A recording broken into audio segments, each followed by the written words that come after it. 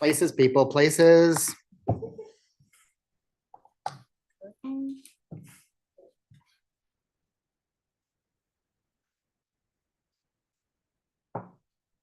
It's just saying the streaming is loading.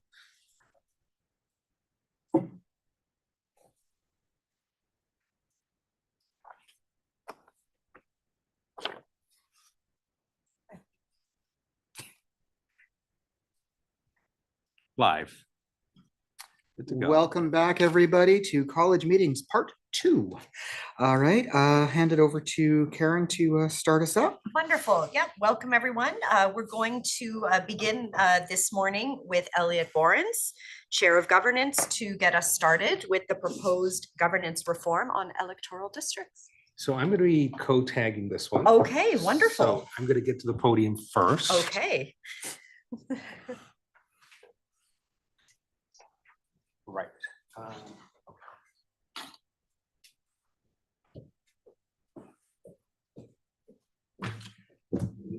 going to get my best camera angle going here. Good morning, everybody. So I'm just going to set a little bit of context. I think during our training session today, we heard a lot about electoral reform. So I'm just going to talk a little bit about our governance journey that we had started years ago, and then turn it over to Elliot to take us through the current. So can we click on the presentation? Carolyn, can you put the cursor over here?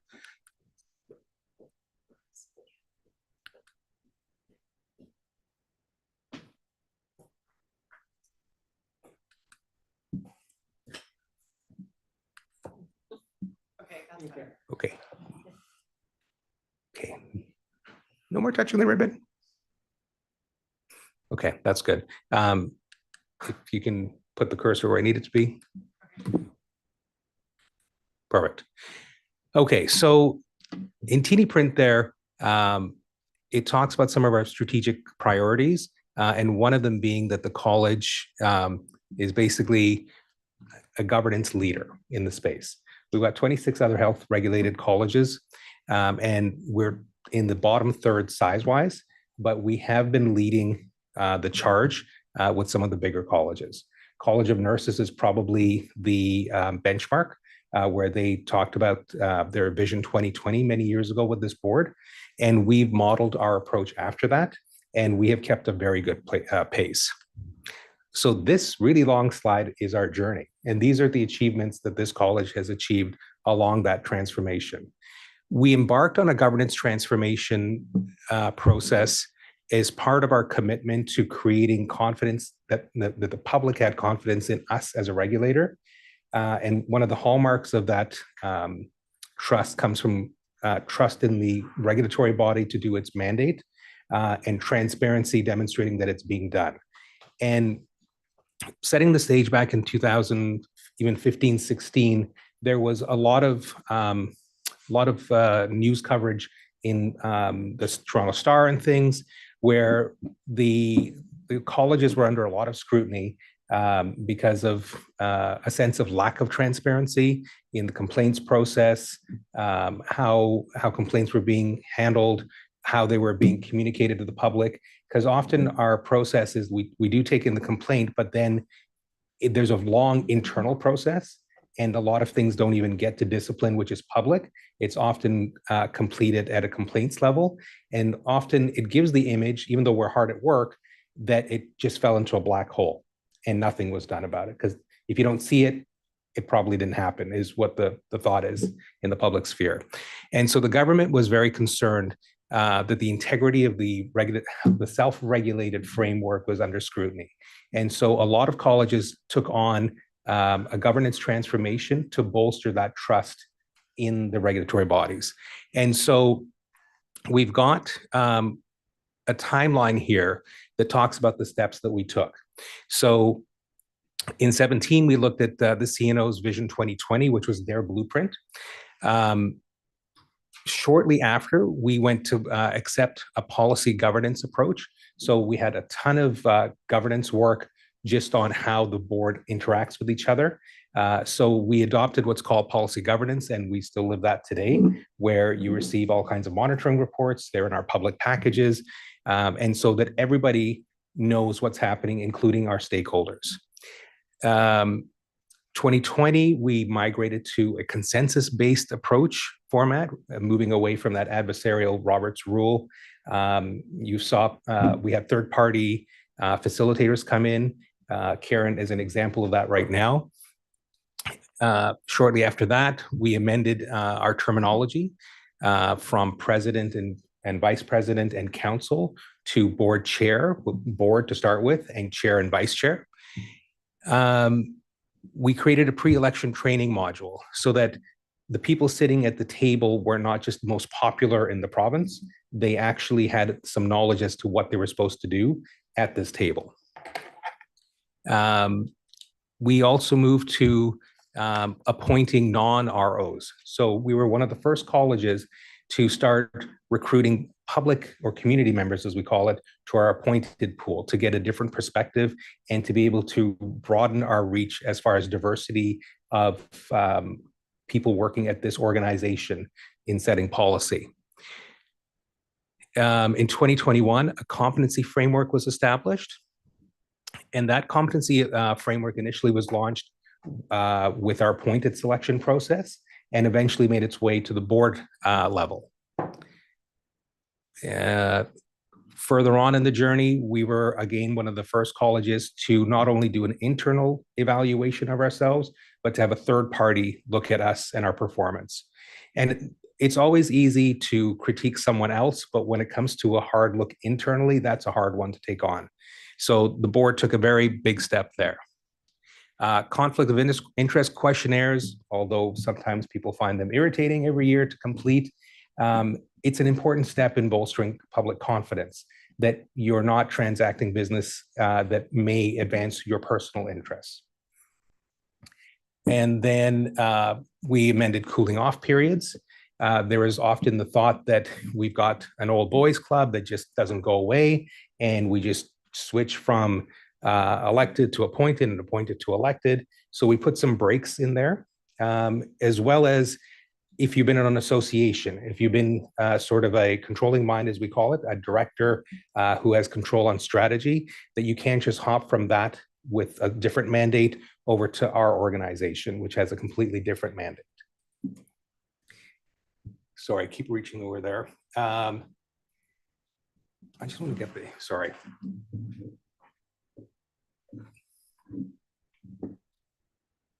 So, you know, we also separated, we took a big step, and this was another one where it took a lot of separating personal interest from mandate, where we took a very big decision, which was mentioned in our training session, about separating the assignments that the board does from the committee work that our committees do. Because a lot of times the same people who are making decisions at the committee were then voting for it on the board. And so by separating it and deepening our appointed pool, we really sort of, as best possible statutorily, separated the decision makers from the policy makers. And so you've got a bit of defensibility there. And so that was another big step, because it meant actually reducing the number of assignments you were given and committees. So as we assigned committees yesterday, most board members are sitting on 1 to 2 assignments, whereas our appointed members are sitting on 2 to 3 assignments.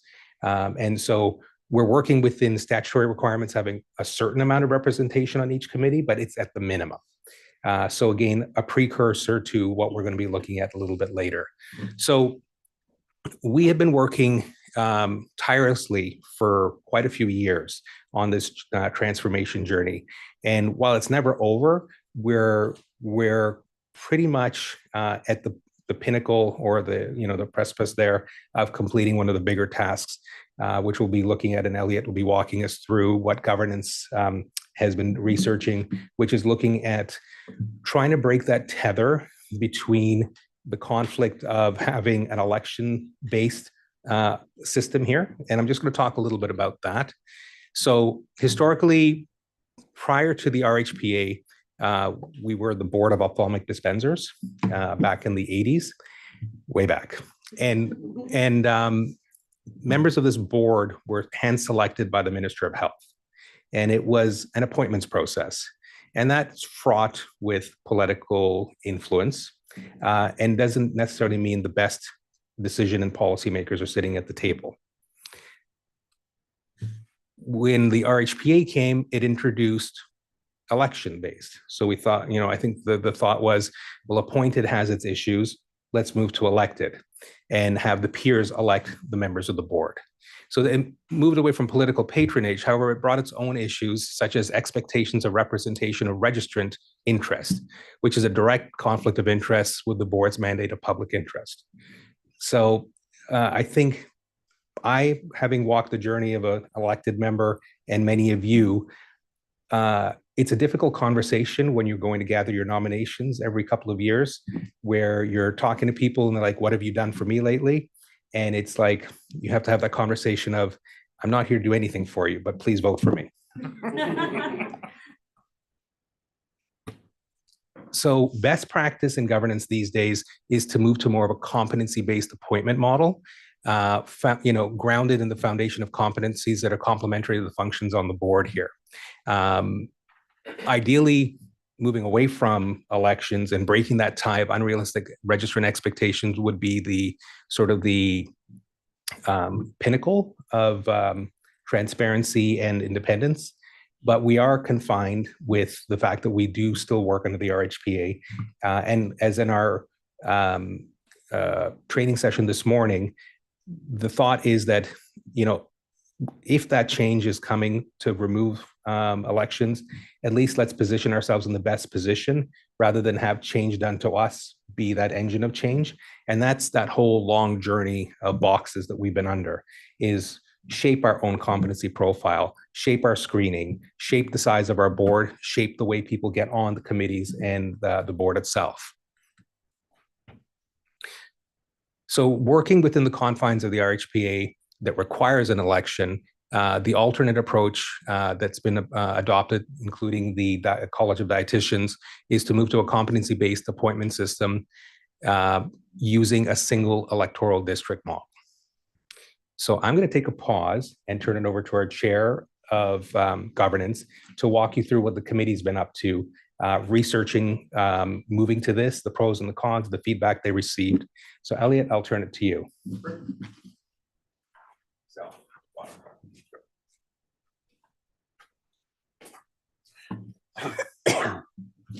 Hello, everyone. So the next step in the governance reform journey is what we're bringing you today. As you'll remember, the board has tasked the governance committee with exploring the possibility of changing or eliminating its current electoral districts. Importantly, this work aligns with the college's strategic priority of demonstrating regulatory leadership through governance excellence.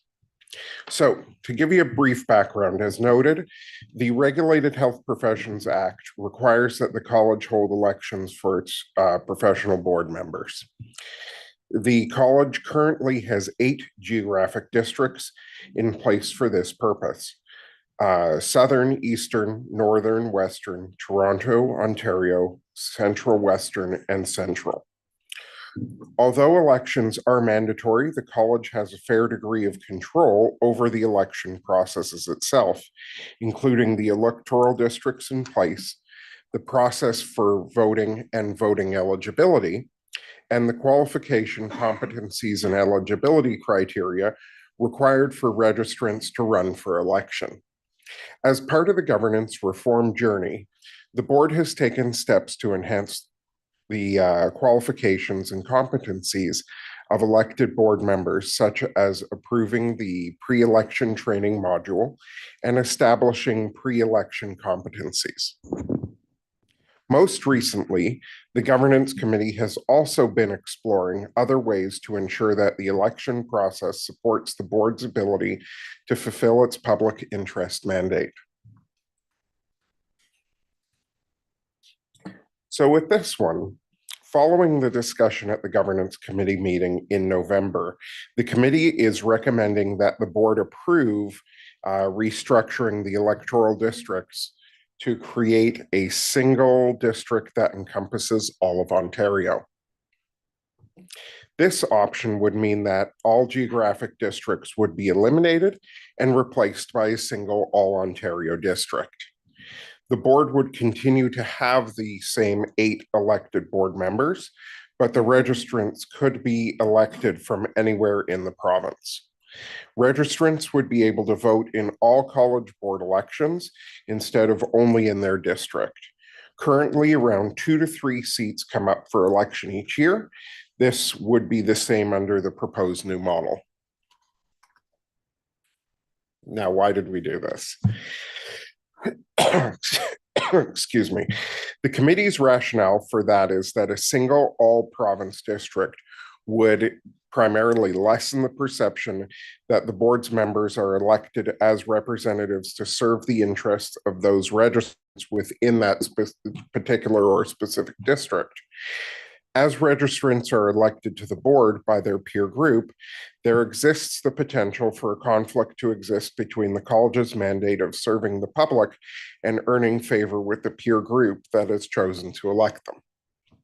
This can cause confusion and resentment among registrants and can create pressure of competing interests on the elected member.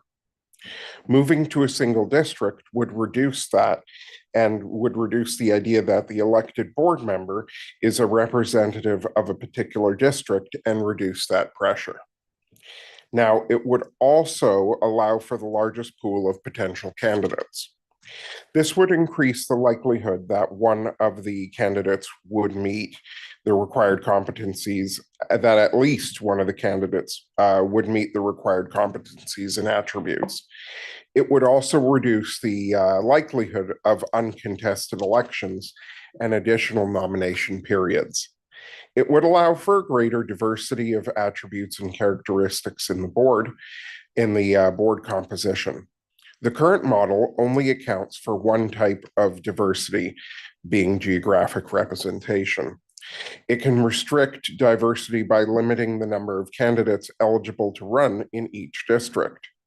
Many other factors can impact patients' access to services and their experience in receiving those services, such as language, ethnicity, income, and access to benefits. Now, it could also increase engagement. Nominations would be open to a larger pool of candidates, and this would reduce the risk of there being uncontested elections and additional nomination periods. Registrants could be given more opportunities to run for a seat on the board. If a candidate was unsuccessful one year, they could run again the following year and not lose any momentum. Under the current system, if a candidate is unsuccessful, they're not typically eligible to run again for 3 years when their district would next be up for election. And it would also eliminate the challenge of unevenly distributed districts. This is important as there's currently an inequality in the number of registrants assigned in each of our districts. You'll remember that in June, the committee recommended the board and the board agreed that before moving forward, options for reform should be shared with the system partners for feedback. The college held a consultation, which opened on June 21st for a period of 60 days, which received a total of 97 registrant responses, and that represents about 2.9% of the registrant base. The committee reviewed this feedback and attached is at Appendix A and discussed a number of themes identified by the respondents. So breaking this down, respondents acknowledged that the need for geographic representation as different areas of the province has different needs and challenges in relation to receiving vision care. A concern about establishing a single all-province district was that this may not ensure geographic diversity. Now, the committee noted this concern, and it could be mitigated by addressing the geographic representation at the committee level. Committee members are appointed, and so the board can select registrants from different areas of the province to ensure the same adequate representation in the policymaking process. This is important as committees are the primary vehicle for policy development work. The committee had also previously discussed how prioritizing geographic representation may come at the expense of other forms of diversity. So respondents also raised concerns that moving to a single district could result in the board becoming a too urban-centric, with the majority being elected from Toronto or the GTA, just by population standard.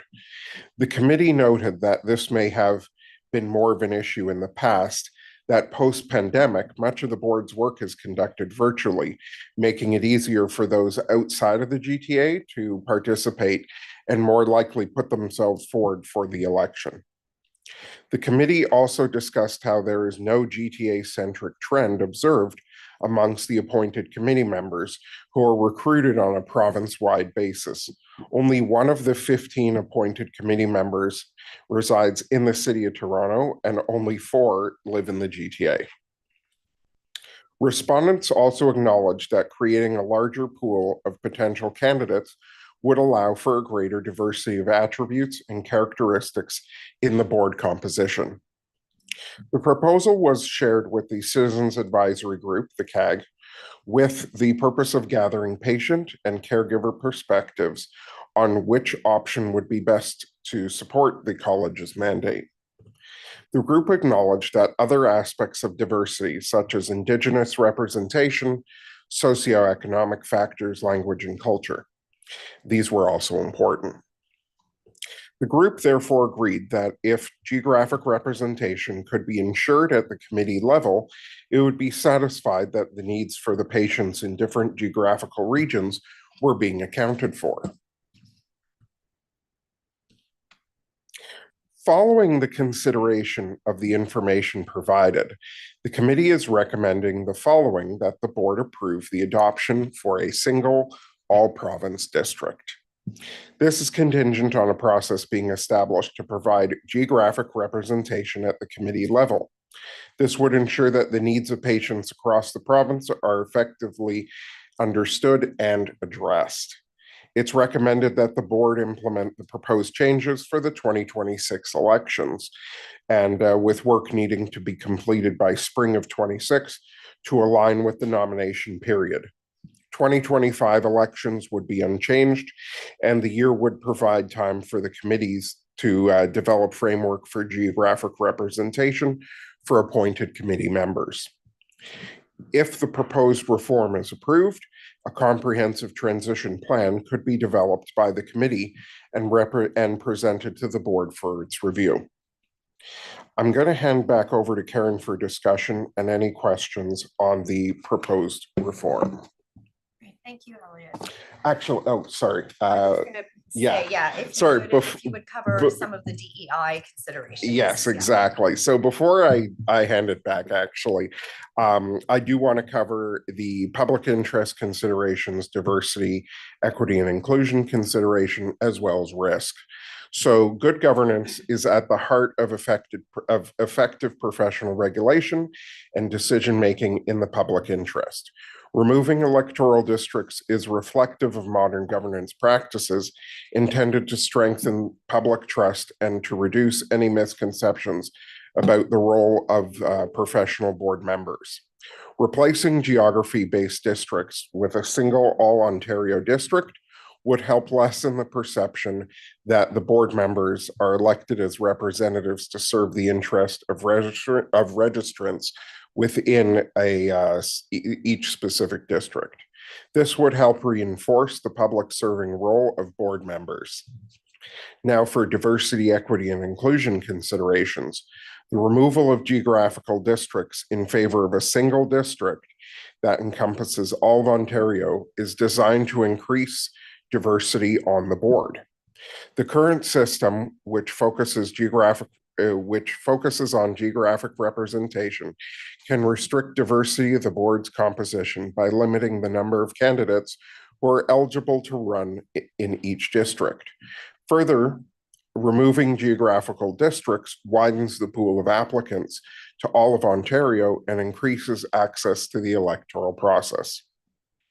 And risk management. Restructuring the electoral districts would align with the best practices in regulatory governance and with the College of Opticians of Ontario's strategic plan for 2023 to 25 to demonstrate regulatory leadership through governance excellence. Okay, thank you. So let's open it up for questions before we move into the discussion. Steve. Thank you. Elliot, you and your committee, great job on everything you. you've done. And I think this shows that the borders of Ontario do exist beyond Highway 7. And I think that you're going to open it up to more people, and good job. Thank you. Any other questions or clarifications, thoughts? Yes, Peggy? So while you're Oh, saying, hold on. sorry, I've got the red light still. Mhm.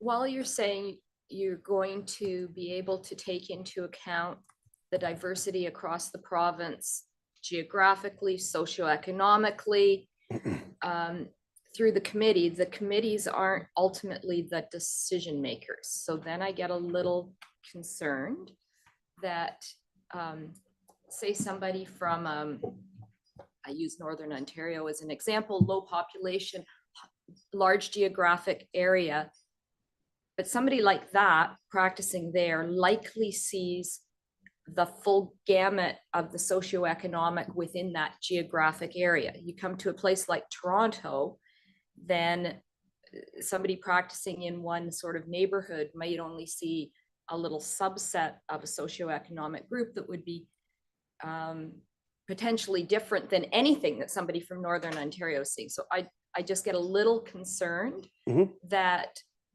the decision makers may not have that kind of lived experience, because part of this protecting the public, I can come in as a public a government appointee and try to represent the public, but I don't have an optician lens. The opticians are living this every day. As part of the self-governance, they're supposed to step a little outside of their role, but they still have that experience of how they as professionals are providing the care to their patients and their clients. So they have like a very different perspective that way of what they're going to bring, of what kind of problems they're seeing that they need to solve. So I just get a little concerned about who's making the ultimate decision and what their background is. Okay, And so then I'll- who's making the decision? So Elliot, why don't you speak to that? So I'll start off with this one is on the highest level, the decision making does rest with the board, but kind of on the nuts and bolts side of things, the decision making does lie with the committees. For example, with governance committee, at the end of the day, the recommendation that we make to the board is the one that gets decided upon. So in essence, what we're doing is narrowing the menu of choices. And by using our experiences of the committee itself, what we're saying is that the makeup of the committee, if we can ensure the makeup of the committees themselves represent a diverse background, geographic, optical, non-optical, to in essence run that gambit, then we're ensuring that the options that are presented to the board have already been through that lens. And in doing so, it kind of helps ensure that we're taking into account the notion of diversity at the very beginning stage, as opposed to trying to toss it in at the very end. Excuse me. If I could just add one piece Yes, to that, I think as kind of Elliot put it, it makes the process sort of starting at the early stage, right? Because the expectation under our governance model is that the committee is bringing something to the board that is well researched, that's thorough, that's a full package that the board can then make an informed decision on. And if the board doesn't have information, it's always your prerogative to say, you know, this has to go back to committee. We need this looked at. We need this looked at. We need this looked at. So, you know, if we flip it on its, you know, around and say, okay, if we've got diversity at the board level, that's great. But if that hadn't started at the committee level, you're going to end up delaying decision making in a significant way because you don't want it to come all the way to the board with all of that hard work only to be sent back. So, you know, there's a lot of value in having that at the committee level, regardless of the board composition, certainly, but the board serves an oversight role. So ultimately, the board is meant to be a small, lean decision-making machine, and every single viewpoint and background is not going to be able to be represented amongst you know, not just our 8 elected members, but of course our board, which is typically between 13 and 14 members in total. So we need those committees to be robust. We need them to have really done the heavy lifting and the legwork. So that's the idea behind this model, that the board will stay in that lane of oversight and leave the committees to do that heavy lifting and to apply that lens. And they also have the capacity to go outside of their committee room and do the environmental scans, do the literature review, gather all of the information and bring it forward as a nice package. So that's the rationale. Thank you. I think Derek wanted to add something. So, and I mean, the committee composition that we've got and our ability to get a diversity in that committee is absolutely something that we should be proud of. And I think we're doing a very good job of it. My concerns lie in the fact that as good as that is, I don't want to see a scenario where it's the tail wagging the dog. I mean, we've got that background, we've got that work being done, but it would be nice if the board table itself was fairly reflexive of the province of Ontario in a more incumbent way. And what I'm wondering with what that looks like is what our voter diversity looks like and whether or not there will be an intention to create a engagement plan for different areas so that we can attempt to get more diversity on this board. I mean, I know everybody who's here comes with an open mind and a willingness to see clarity and everything else, and that's wonderful. But as we've discussed before, from a DEI point of view, systemic bias is a real thing, and sometimes we don't even know we have it. So how do we get some different voices on this table that have actually got some different perspectives? And I think that's my concern. I think overall, the idea of a one district is a fantastic opportunity, but only if we've done the work and paired it with an engagement plan for diverse areas of Ontario. So, Do we have any other speakers? Any other questions before? No. So, you know, Derek, and to dovetail off what you just said, I think this platform or this move will be the building blocks of that next step to diversity, greater diversity at this table that's reflective of both geographic, socioeconomic, cultural, all of those forms of diversity, I think. And I think going into a strategic planning session, I think this is probably good information to gather for our spring strat plan to start finding ways to determine if there's barriers to entry to the board table and get those people of those right representations. So. And if I may, I agree with you completely, but I'd also like Elliot and I know the governance committee is excellent and does this, but for you guys, when you're doing it, to reflect on the strategic plan that we've got and that DEI requirement. And I know you already are, but just keep it in mind at every meeting that this is the goal that we're after with it. Well, I would go as far to say we kind of go a little beyond that as well. So in the decision-making process, we all do try to apply those lenses as best as we can. But what I like to think is we can also fall back on is through the screening process for the appointed members. I mean, the board is built up of both elected and non-elected. And then in the committee levels, there are also many that are appointed. And of those appointed, it gives us sort of more intervention into ensuring that there is that diversity where there may not be. So it's kind of something that we take into account, but are always trying to maintain that level when we build the committees themselves. And as I said, I mean, Yeah. hats off on how the committees are formed, and I'm a big proponent of it, and I think it's incredibly valuable. But I think we'd be lax in our duties if we relied on the committees to give us the diversity yeah, that we should have at the table. We is kind of where definitely I'm need going. coverage all around. It can't just be one side or the other. Exactly. Thank you. Okay, Kevin, you had your hand up and then you didn't. Just want to check in.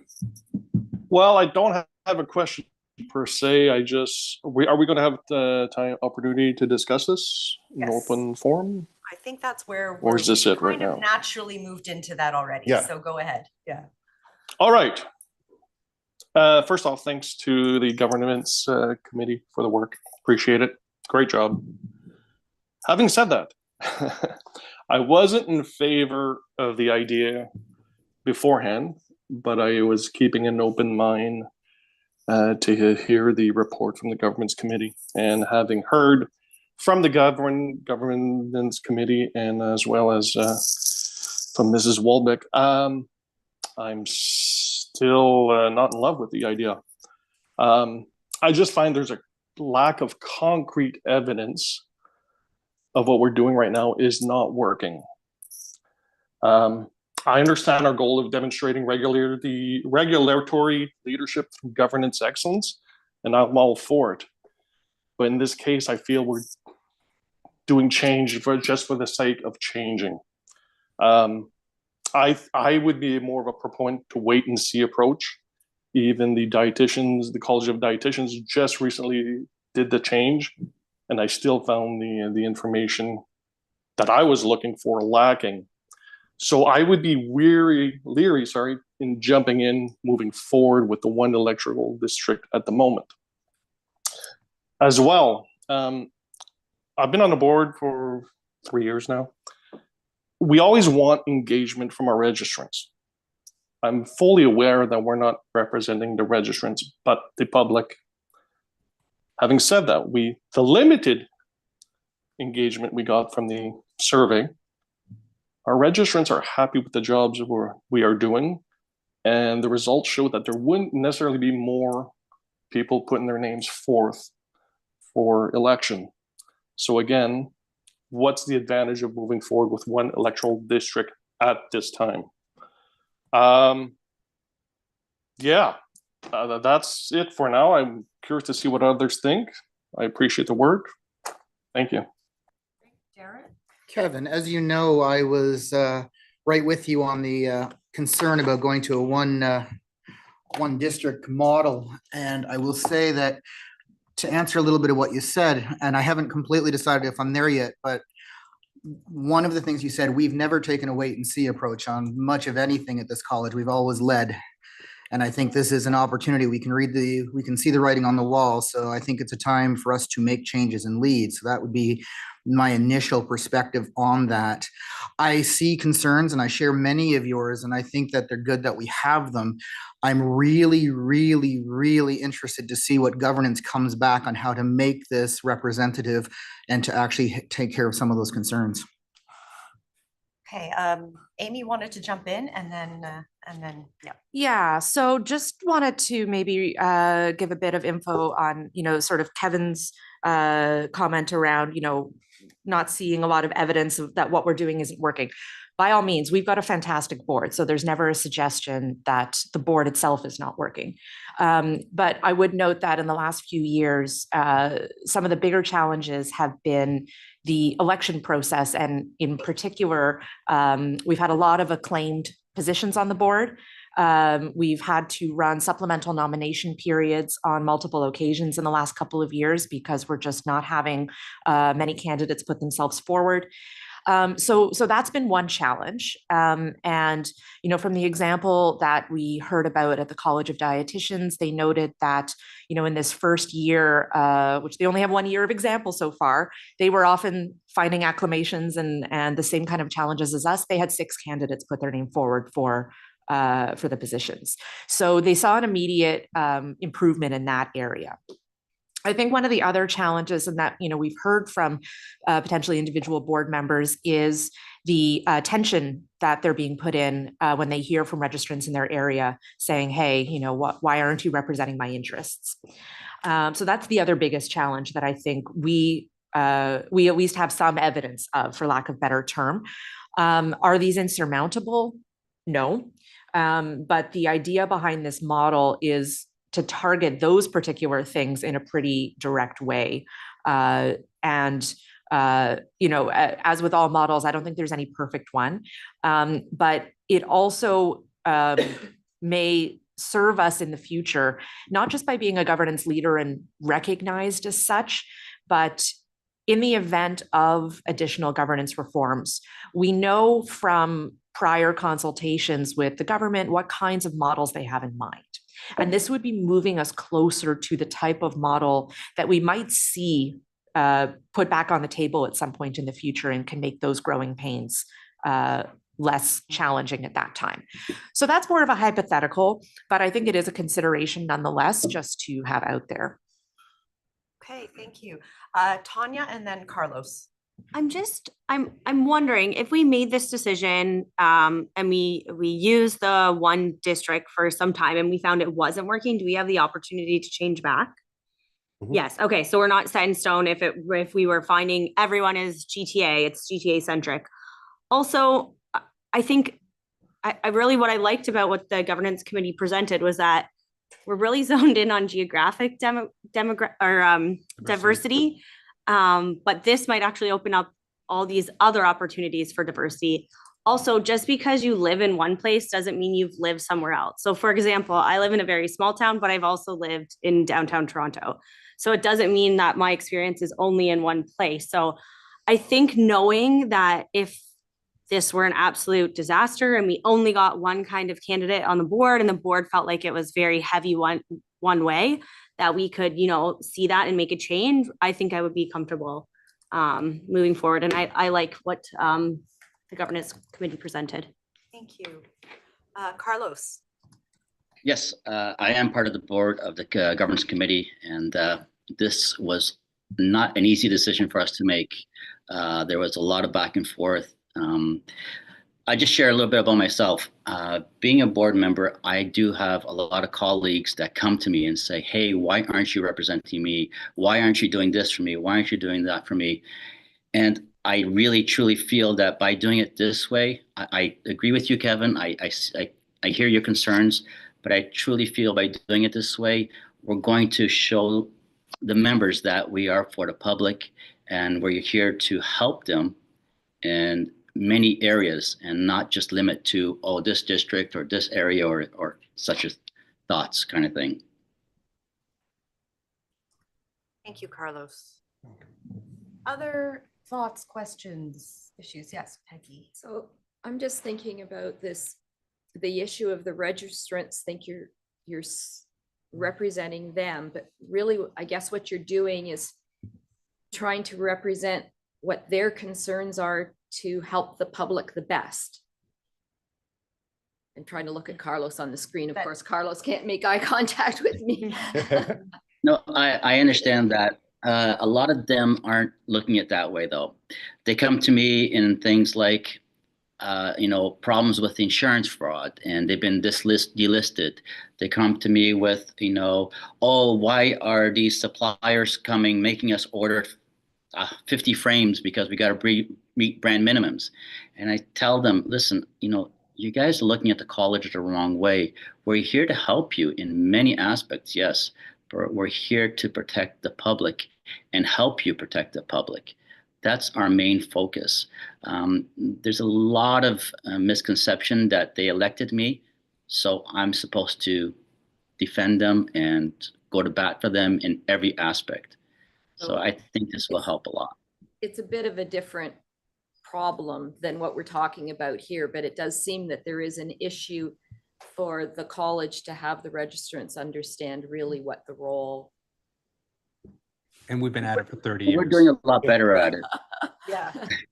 It's a tough It's people have to switch their headspace on the whole thing. and it's right? contraindicative. You ask them for their support, they're looking for support back.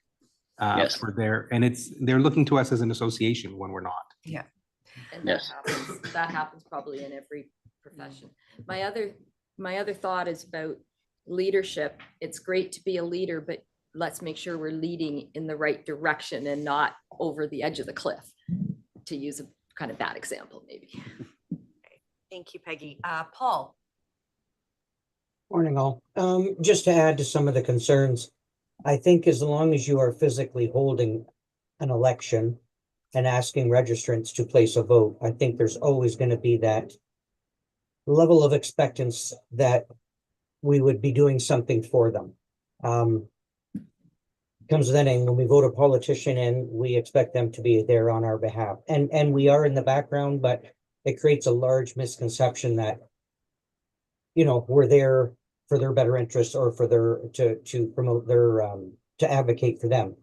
The other thing is by going to a single provincial zone or area, does that going to help out voter turnout only because, or is somebody going to place a vote in Windsor or somebody in Timmins? So there is this going to really solve anything? Yes, we can, or, you know, does a simple, you know, going to a model where we receive applicants and screen them properly to make sure that they have all the criteria and the credentials and will represent diversity and will represent everything that the college needs them to represent.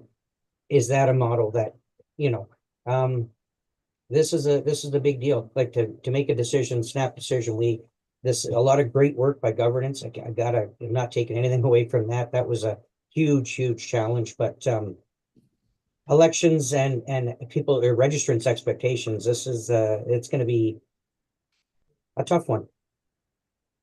Derek? So, Paul, one of the conversations that I know I've heard, I think, and Fazal, you can correct me if I'm wrong on this, but the idea of this is to get us away from the dreaded acclamation where we get people who are coming in with, there's no election per se. We have one candidate and you get a choice of one. And I think the idea behind this is to get us multiple candidates. If we're pulling from the entire province, we may see a better skill set and a better representation. And I think that's the goal that I'm hearing here.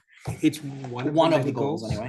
Like I think in our training session, we heard that college dietitians who did undergo this is actually seeing a better turnout from a more diverse, at least the geographic piece that they can measure.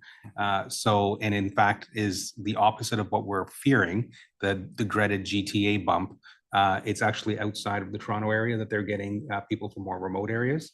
Definitely having just a couple of months ago moved the nominations to the spring was a big discussion at this table, but it was indicative of the lack of engagement that we're getting when we go to small geographic pools looking for people to run for the board. So we can't get worse. I think it's only up from here.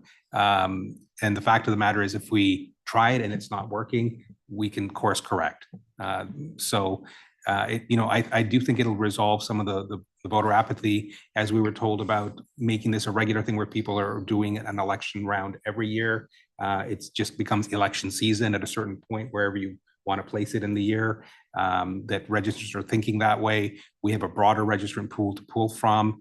Anecdotally, the discussion that we had earlier from the presentation showed that we're not getting that Toronto-centric poll, those who have moved to that model. So, I think there's a lot of fear of the unknown, but certainly we've been innovators in all governance reforms. And the makeup of the table here and behind us and appointed is a reflection of the screening that we put in place, the separation of board and committee that we put in place. Like we're a high functioning college, but it's because we've moved forward. We've not been fearful of change. So one other to reiterate is that when we were going on the governance committee, when we were going through this decision-making process, one of the big leading factors behind this was that while geographic diversity is important, there's many different types of diversity that exist out there that we need to keep into account. And geographic is just one of them. But by broadening the view to the larger draft pool, as I like to say, we may be the aim is to take into account the other types of diversity that are out there outside of purely geographic. Paul, I saw your hand up. Do you have another question, or has it been answered at this point? Well, I mean, it's slightly, I mean, I've never questioned the efficacy of how this is going to bring more candidates in. It definitely will. There's larger groups and larger pools of people to do that, so you'll have less acclamations. That is not a question on my end. It's still going to be a voting process. So what we need to see is it going to increase the number of people who actually cast ballots? And I just want to maintain that proper screening processes are going to be put in, and that we do keep top-notch people in. But it'd be interesting to see if voter turnout is actually higher, even though candidates may be increased because we're drawing from a number of people. Is the engagement going to be there still? And really, the engagement, I still question. You know, you place a vote, you still, in the back of your head, you still subconsciously expect that person to go to bat for you every day they're at a college meeting. So there has to be, and I know we've been for 30 years trying to drive that point home to the registrants, but it's still always there in the back of their mind. They cast a vote and kind of we owe them one, right? So it's one of those, but the pool of people is going to be greater. There's going to be a lot less acclamations. You're absolutely right. I think it's a step in the right direction, but yeah, just another point. So I will say, Paul, on that, I mean, you reflected a bunch of my concerns and statements, and it's one of those things, and I was going to actually talk to Elliot. Now, when you presented your timeline, it sounded like a year of figuring out how to restructure this properly and then before we actually launch. Correct. So through that year, I assume you're going to be coming back to the board to kind of present to us how that looks and what it's going to look like and all of that. So we have an opportunity to hopefully see those screening processes and such to make sure that they're as fulsome as Paul and everybody else at this table wants them to be. Is that correct? Yeah. So because we chose 2026, excuse me, we are going to be taking 2025 to perfect that. And we don't want to jump right into it because we'd be opening up ourselves to too many, problems that could arise just because of a rushed process. Mm-hmm. So that's why we're delaying it to 2026. And then we'll be able to take the necessary time to create those processes. So with that in mind, and with the understanding that we're going to take a cautious and fulsome approach to this, I think maybe asking for a consensus as to whether we're good with moving forward with this. We'll all get to see it again. We'll all get to understand kind of exactly what it looks like before it launches. So we'll have time to sit with it and think with it. So I'm wondering if I could get a high five as to whether we're good with this going forward with it. All right, I got some fours. I got Kevin out of 1, 4 on Paul, 3 on. We're mostly, yeah. Yeah. For a vote. I think we're good to go for a vote. Good. Okay. Yeah, so do you want to call for a motion? Yes. Just a little question about clarification and engagement. Sure. When you're talking about voter engagement, whether it's a percentage basis or a numbers basis, because of course, if you're having an election every year that everybody in Ontario can vote on, you're going to get higher numbers. But just to Paul's point, I just want to bring that up of how that should be analyzed, I think. I think Percentage of the I register. think that will be part of the plan that the governance committee will be putting into place over the next year. Yeah. That's going to be included in the plan. Okay, so I'm going to go ahead and ask somebody to make the motion to approve restructuring the electoral districts for professional board members to create a single district that encompasses all of Ontario. Tanya, Regina, seconder for me. I'm positive that there's going to be yays and nays, so are we going to record everything? All right, Okay. so All in favor? And keep your hands up, please, so we can actually get an accounting. You good, Amy? We got everybody? Counting 8 Okay. Against? and 2. 2. Okay, motion carries. Thank you, everybody. thank you all. All right, we're going to continue moving forward in the interest of time. I think we can bring Deanna into the meeting. And Deanna Williams, I'm sure you will all remember her. She has participated in our meetings before. She's going to be speaking to us about the external board assessments. So Deanna, let's make sure that you are here and your audio is working. And then Carolyn, if you can spotlight Deanna, so she's the main screen. There we go. Everything okay? Yeah, you're good to go. Thank you for waiting. Oh, listen, thank you. And thank you for your flexibility too. Hi, everybody. Amy, are you going to share or do you want me to share?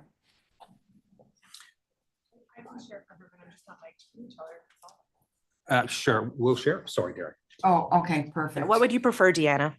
If you could share, that'd be great. Sometimes I have some issues at my end sharing the screen, so that would be great. Thank you.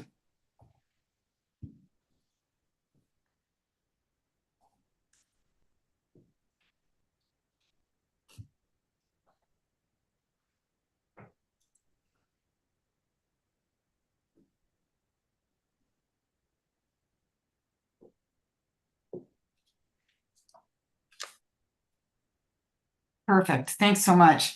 So, hi, everyone. I am here today to talk to you about the external assessment for 2025. So we could go to the next slide. Thanks.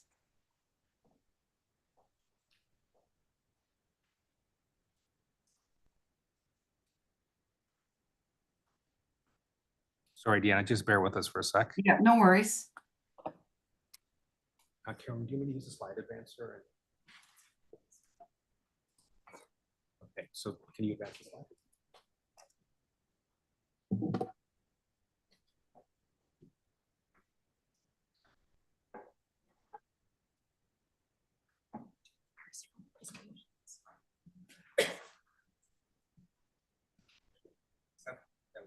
Okay, great.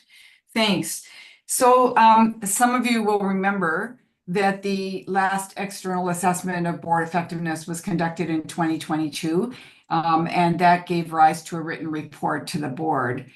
So in keeping with the expectations under the College Performance Measurement Framework that an external assessment be conducted at minimum every 3 years, a second review of effectiveness is due in 2025. So what we're proposing to you today is that instead, or in lieu of repeating the same process that we did a few years back, that we extend the process to a two-part assessment that would include a blend of an external assessment that I would conduct and an assessment that's conducted by the board itself individually and collectively. And that last piece would really fulfill the board's role in demonstrating accountability for its own effectiveness and performance. So it would be a two-part process that would be a little bit different than what we did before. We can go to the next slide. Did we move the cursor again?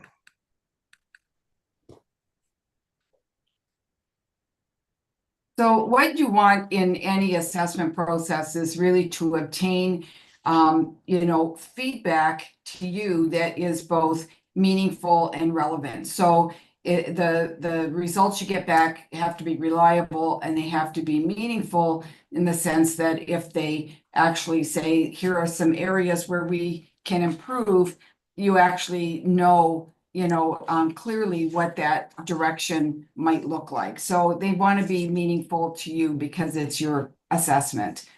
So we can go to the next slide.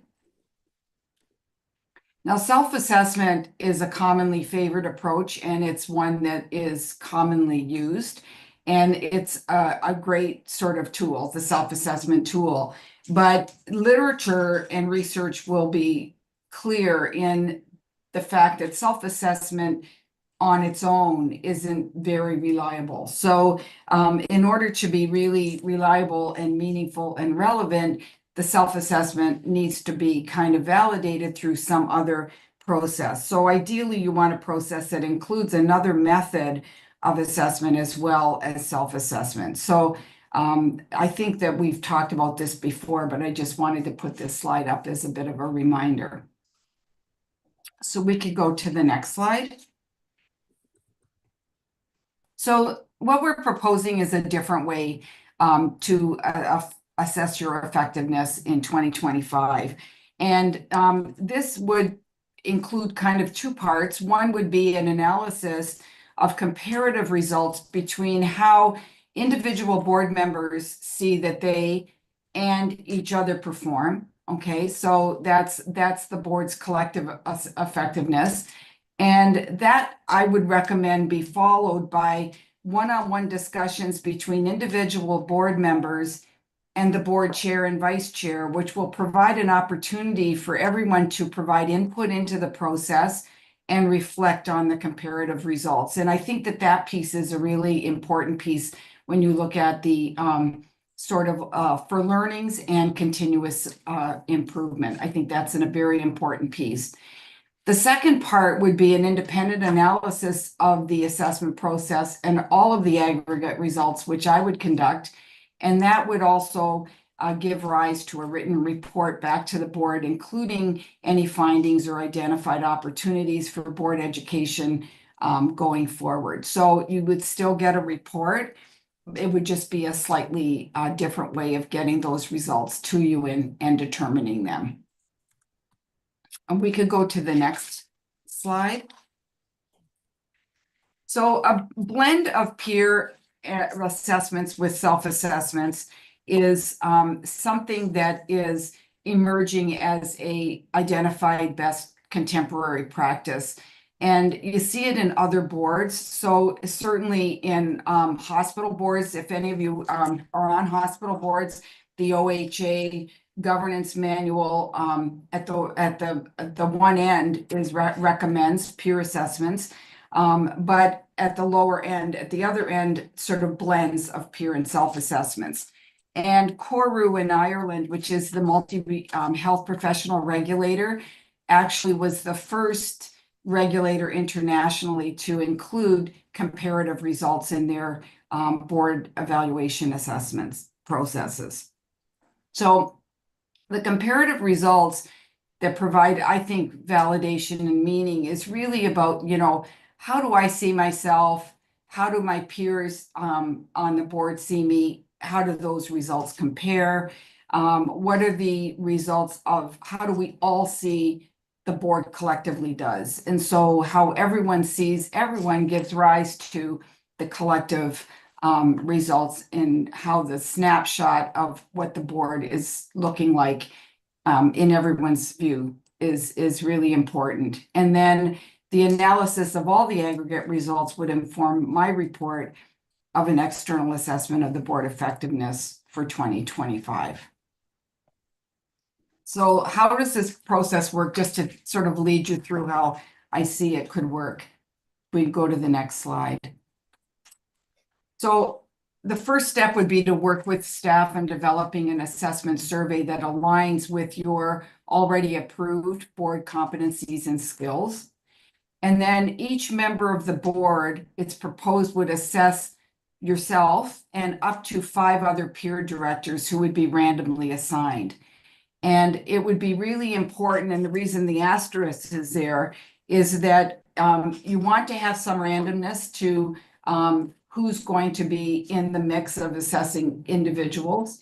But you also, we want to make sure that the opportunities for assessment are equitably distributed across the board so that you don't have, it's not random. So one person is in each group and some people aren't in any. So we want to, there would be some sort of oversight of that process. What it would do is would yield 3 separate categories of results. So it would, the individual self-assessed scores would be 1. The aggregate results from the collective peer scores on each individual would be the 2nd. And then all of the aggregate results from all peer scoring. So how's the whole board doing collectively? How do we all see that the board is doing collectively? So you'd have those comparators to look at. I would also work with the board chair and the vice chair to review results and prepare for one-on-one reflections with each board member on the results, but also the assessment process. So what are the questions that the board chair and vice chair would want to ask in order to see how the process is working, what opportunities for improvement exist, where are opportunities for education for the board going forward, and so on. And then a report on the external assessment that I would do, setting out the process that was followed, the results that were obtained, and any identified areas for improvement or specific training or education that I see would be submitted to the board in 2025. And just a couple of key considerations for you before I open it up for your comments. We could go to the next slide. Confidentiality of the peer scoring has to be assured. So, you know, this is the first time that you're sort of doing this. And so you want to make sure that people feel comfortable that they can do an assessment and that how they assess another peer is going to be confidential. So that's a really important piece of this. And the individual scores aren't going to be shared, but the aggregate scores of how peers generally in an aggregate basis sort of assessed an individual will form the comparative results that are shared with each individual board member. And it does represent a leading edge approach. So, you know, like a lot of other boards are doing it. In the regulatory arena, boards are starting to do this, and there's different ways of doing, including peer assessments, but they're just starting. So this is a leading edge approach for health regulatory colleges, particularly in Ontario. And I think that embracing this as a learning and continuous improvement exercise is really important. And it's one that, you know, should be seen to be able to be revised as needed. So based on the feedback, the reflections that come back, thinking about that, that's a learning opportunity. How can we improve the process for the next round? And if approved, it's proposed that we start the process in the late spring with a final report being made back to you in September of 2025. So that's kind of the timelines that we're thinking, giving all of the other stuff that the board has on its plate between now and the spring. So we can go to the next slide, and I guess it's really just opening it up, getting your thoughts and any questions that you have or comments. I'm just going to stop the screen share so we can see all our lovely faces online better. Okay, thank you. All right. So what questions or discussion? I'll start with people in the room. Omar. Yeah. Thank you, Omar. Oh, I started the wrong one. There you go. So I'm on the board of museum at P21 Halifax. That's a port of entry after the Second World War, where you know, immigrants from all over the world comes, and that was the arrival port. I'm on that board as well. What I find that the same concept that you're talking about here, the same principles, that's exactly what the museum is using, you know, where we evaluate each other. And then at the end, the chair would have, you will have the ability to evaluate each other's agree. And then you'll have a personal discussion with each member, confidential as well, you know. So I'm in favor of this process here. It's the best way, I believe, that and evaluation can happen, you know. So I like it. Okay, thank you. Other comments or questions? I'm not seeing any hands. Deanna, I think you probably answered everyone's questions before they even got to form them. Okay, so I think we're good. Oh, there's Steve. Yeah. All right, last minute, Yeah. Steve. Dana, just popped into my head. What do you do then with if an individual, and it's confidential, and then he or she says to you, you know what? I've been on this board for a while. No one's listening to me. It's all run by the clique of the group. And I think it's a terrible board and negative, negative, negative, negative without offering any alternatives to the positive side. What do you do with that individual's concept? Well, I think it's a real opportunity, and that's where I see the value of the one-on-one discussions, Steve, is that to really sort of maybe drill down in a kind of confidential way, what are the issues and why are you feeling like this? Because there's probably something that's lying at the basis. And I think, you know, when you look at scoring, there's two things that I think you have to consider. One is someone who, you know, is giving, you know, kind of the lowest score or 0 or doesn't agree, you know, whatever the rating scale, and we'll have to sort this out with when we look at the assessment survey. But, you know, someone who's very, very negative, that has to be sort of accommodated when you're looking at the scoring. So if 4 other peers on practice are giving very, very positive reviews and one is just negative, negative, negative, then we have to somehow accommodate that so that it doesn't skew the results. I think the other is there will be some new members. Sometimes there are new people who join the board just as you're doing this, and they aren't sure that they can assess anybody because they've never really seen them in action.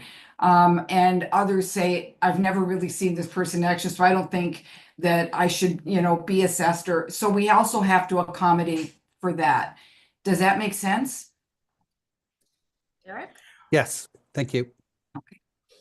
Deanna, building on that, my perspective at this point as chair is that I know that we have people who are naturally more inclined to be negative and more inclined to be positive. And I think the role of those one-on-one confidential conversations is an opportunity to pull kind of negative and positive out of it and get down to the baseline of what's actually going on.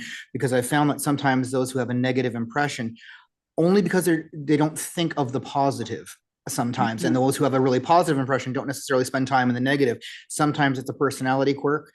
So it's a great opportunity, I think, to have a real conversation, not just rely on a positive and negative comment, but to actually rely on an opportunity to dig deeper. Right. Thank you for that. And it really does fill in the blanks, if you will. Yeah. Thank you. Peggy? And green light. Oh. Somebody? Deanna, when you're talking about negative, positive, are you talking about when you observe that one person, if they're assessing others, is negative about everybody? And so you just go that person's just a negative individual versus somebody else who might be always positive, and therefore you feel that it's more skewed by them than by the person they're assessing? Is that what you're getting at? Yeah, thanks for that, Peggy, because I think that's an important differentiation. I think, yes, I think if there's one person in the mix of assessors and it doesn't matter who they're assessing, it's just negative, negative, negative, that's one issue that you might need to look at and say, how are we going to adjust the scoring in this? Because it doesn't seem to matter who the person is. Because they're only doing 5, they're not doing everybody. So whoever didn't get them won't get a negative. Is that? Yes, that's right. And so, but the other side of it is that there should be an opportunity in the survey, and the best surveys say if you know someone is giving a really low score, before you move on to the next, there should be an opportunity and actually an expectation that someone provides some explanatory comments for the lower score. So I think that is something too, because that's the opportunity for learning. And just an example, and I've been on a board where we've done peer assessments, and you know, one person who got a very low score, with the comments that came back was that this person is chairing our committee meeting but is never available, like it never shows up at the meetings. And so they may be very good, but they're not they're not available, and we're finding that that isn't effective. And so the person then who was getting the feedback could see that the fact that I'm not showing up at meetings is causing distress to my peers. Like, it's an example, but I think that you should have an opportunity also to provide input, because otherwise, how can you learn? Thank you. I'm not seeing any other hands, so I think we're ready to say thank you to Deanna. Fazal, did you want to wrap that up in Yeah, any I just way? wanted to check in with the chair if there's any other closing comments or anything for Deanna, or we're ready to sort of move forward with this project. Well, my only thought, and Deanna, I'd just like to grab your opinion on it beforehand. Would there be value, or would it be contraindicated at this point for everyone to review chair and vice chair, or is that excessive? No, it's not. I mean, that would be kind of a different process that you would be adding in. But certainly, you know, when you looking at how's the board doing, assessing the chair and the vice chair is also, particularly the chair is also a piece of that. So you could add it in if that's something that you wanted to do. So throwing it out to the group as a whole, would there be a appetite to include that as part of this process, even though we know we're adding to it? I mean, I know I'm the chair and I'm asking for trouble, but whatever. Yeah, and I should just add, though, that what you would be assessing when you look at the chair and the leadership role would be probably there'd be some different, the criteria would be slightly different than what you would look for in a peer on the board. Of course. Yeah. Peggy? Wait for the green light. There you go.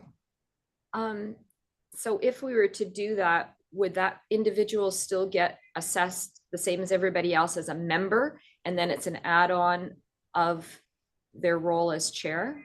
Because they are both a member when it comes to voting, etc. Yeah. But also this, and then my other thought on this is, we're doing this assessment once every 3 years. Is that the rotation? But our chair may only be there for 1 year or 2 years. So Yeah, are we capturing this in between. Yeah, so in between, when you're doing your board evaluations, I would say that if you're going to include the chair in this, that you would want to assess the chair. How do I think we're doing? How's, you know, I think you'd want to also assess the chair every year. Like a pulse check. Yeah. Yeah.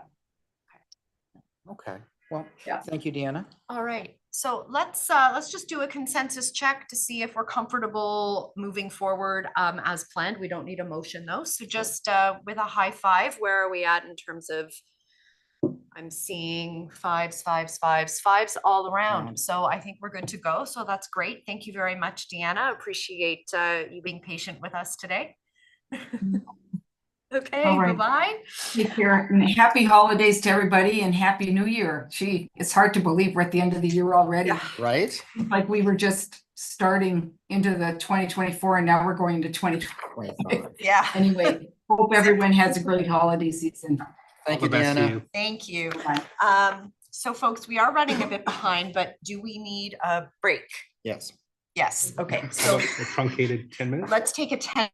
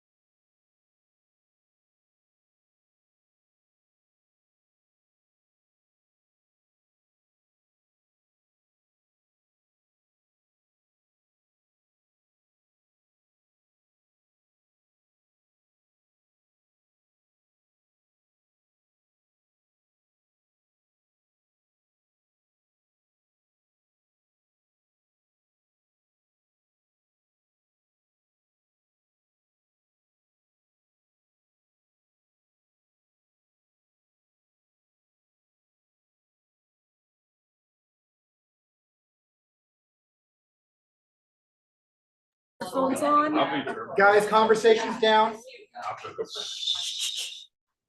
Okay. Welcome back, everyone, from that short break. We are now going to hear from our registrar and CEO, Faisal Khan, who will present the Reserves Policy Monitoring Report. Okay, thank you, Karen. So this is a typical occurrence at most of our board meetings that we have monitoring reports presented throughout the year to the board. And it's basically part of our governance framework where we review certain policies that revolve around risk management. And this is the way the board manages risk on behalf of the college.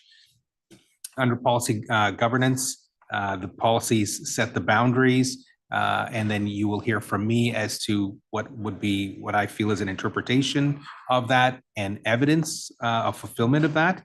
And when it comes here to the board, you are tasked with a motion to say the interpretation is correct, and B, that the evidence is sufficient to satisfy your risk management duties. So reserves policies on deck.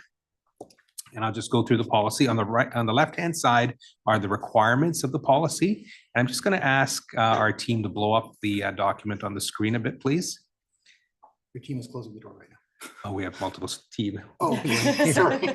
One is remote. So, yeah. Emma, if you can take it up another notch. Wonderful. So on the left-hand side are the policy requirements. On the right-hand side are my notes as to how that was interpreted by myself and the team and the evidence to fulfill it. So there's a requirement to have a reserve fund. And we do have a reserve fund in a very healthy shape to the tune of $5.2 million. It remains segregated from our general operating funds. This amount is typically split into restricted and unrestricted funds. And presented to the board by the auditor, and that was last done in June of 2024 at the June board meeting. As far as requiring a reserve, in 2024, the fiscal year is trending with enough funds to cover about 9 months of operation, which is 2.7 million, with a plan to top it up next year to get to a full year, which is the auditor's suggestion based on the June meeting. So we are in a position that we will have a year's operating contingency. The other thing that's required is a fund for funding sexual abuse therapy. And so the board has decided that they would keep 4 times the maximum award. There is a minimum set by the government of about 21,000 and change. As a board, based on the volume of those type of complaints and things, we've decided to keep about enough to fund 4 of them. Obviously, if we had a year that required more, we would just dip into general reserves. So we're ready for it, but this demonstrates that we actually have funds earmarked for it. As far as discretionary reserve, at the presentation of the 2023 budget, back then the board here approved the discretionary reserves and an allotment. With the reserve not being revisited since 2023, 2025 would probably make a good pit stop to look at those reserves and find out if we want to reallocate in any way. As far as intended uses, we have a contingency fund as a means of mitigating operational and financial risks. Now, we have not used any contingency funds since the last monitoring report. As I mentioned, we have funding for therapy and counseling for sexual abuse. Those funds are earmarked, and no funds have been paid out of that reserve from the last monitoring report. Now, the college is operating within budget, so we do project a surplus, but we don't expect to dip into those in any way, and it'll just go towards the general reserve for now.